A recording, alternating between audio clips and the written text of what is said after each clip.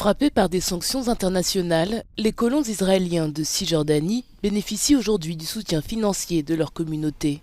Ces mesures destinées à dissuader et exposer les personnes concernées au gel de leurs avoirs et à l'interdiction de voyager et d'obtenir un visa ont eu un impact minime, des dizaines de milliers de dollars ayant été collectés à l'adoption des sanctions il y a 2 mois.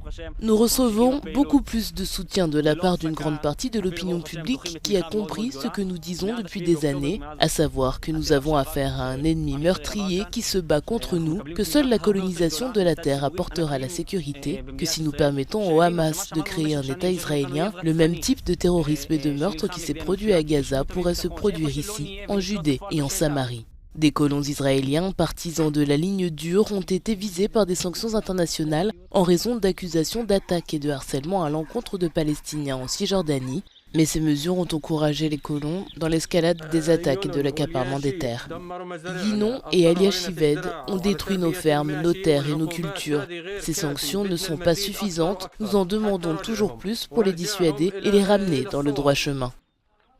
Israël s'est emparé de la Cisjordanie, de Jérusalem et de la bande de Gaza lors de la guerre du Proche-Orient en 1967. Quelques 500 000 Israéliens se sont installés en Cisjordanie.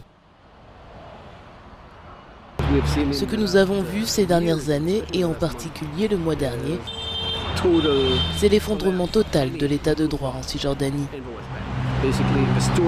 Au fond, l'histoire n'est pas que l'État n'est pas là, l'État est bien là pour aider les colons à briser, à faire voler en éclats tout sens de l'état de droit.